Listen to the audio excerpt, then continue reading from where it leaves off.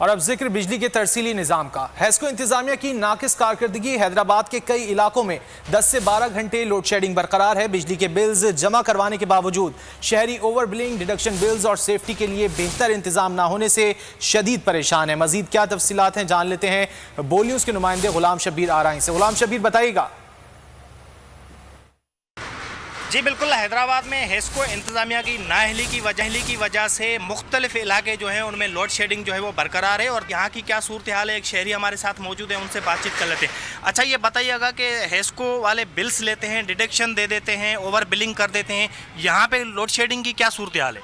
भाईजान, यहाँ load shedding की ये सूरत हाल है कि लाइट आती 4 घंटे, जाती 12 घंटे, 8 घंटे लाइट नहीं होती है। सुबह आते हैं, जब शटर उठाते हैं तो लाइट होती नहीं है। बिल मुतवादर हम भर रहे हैं। लॉकडाउन हुआ, लॉकडाउन में भी मुतवादर बिल चलते रहे, समझे ना। और लोड शेडिंग का ऐसा है, अगर 2 बूंदें यहाँ इधर शहर में पड़ जाएं तो कहीं ट्रांसफार्मर उड़ जाता है, कहीं पोल गिर जाता है। 12-12 घंटे, 14-14 घंटे यहाँ लाइट बिल्कुल भी नहीं होती।